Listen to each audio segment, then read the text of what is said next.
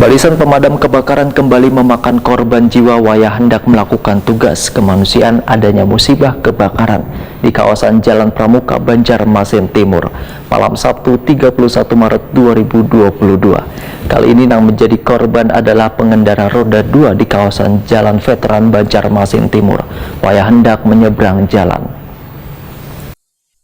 Barisan pemadam kebakaran kembali memakan korban jiwa waya hendak melakukan tugas kemanusiaan adanya musibah kebakaran di kawasan Jalan Pramuka, Banjarmasin Timur, malam Sabtu 31 Maret 2022.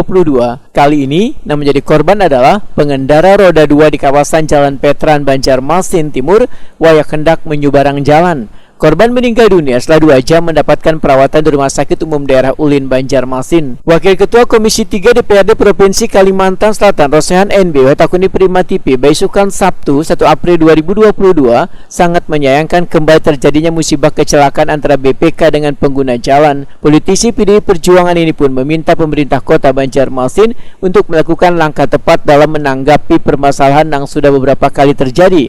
Rosehan NB meminta pemerintah kota untuk mendata ulang seberatan barisan pemadam kebakaran, baik yang sudah terdaftar maupun yang baru bergabung. Kemudian seberatan BPK diberikan rasa nyaman dalam pengadaan fasilitas, sehingga mereka tidak perlu lagi meminta sumbangan ke jalan-jalan maupun ke rumah-rumah.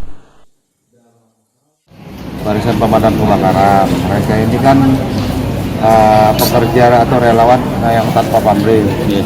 Tapi di balik kelebihan-kelebihan mereka kan juga ada yang agak harus kita bikin aturan. Nah, saya berharap Pemko atau kabupaten yang lain punya aturan sendiri.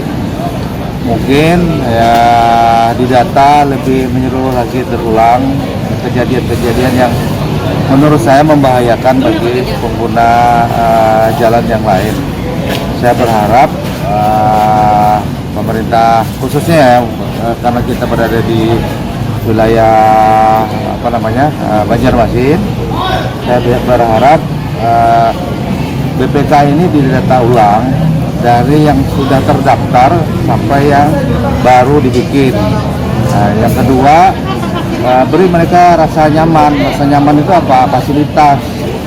Fasilitasnya bagaimana, itu aturan Pemko, supaya nanti Pemko bisa memberikan sumbangsi aja, tidak hanya membiarkan mereka berdiri atau mereka keluyuran di pasar, nenteng-nenteng kantongan buat sumbangan BPK-nya. Rosehan NB menyatakan, lantaran barisan pemadam kebakaran di Kota Seribu Sungai ini begitu banyak, maka pemerintah kota diminta untuk membagi zonasi wayah terjadinya musibah kebakaran.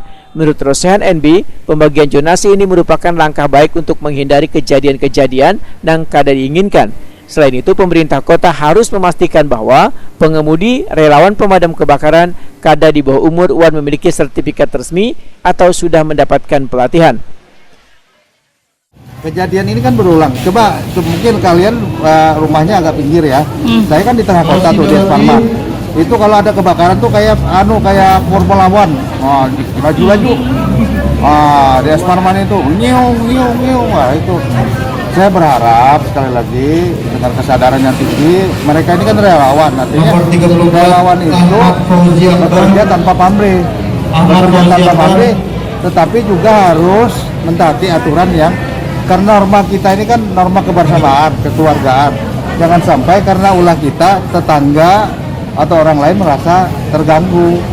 Dan yang kemudian di lantas ke Banjarmasin, Poltabes, saya berharap dicek itu yang supir-supirnya itu. Kadang-kadang ada masih di bawah 20 SIM yang ada.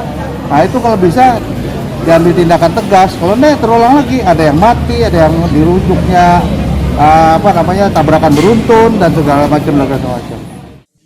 Rosehan NB mengaku sangat mengapresiasi beban relawan kebakaran yang telah bekerja ikhlas dalam melaksanakan tugas kemanusiaan.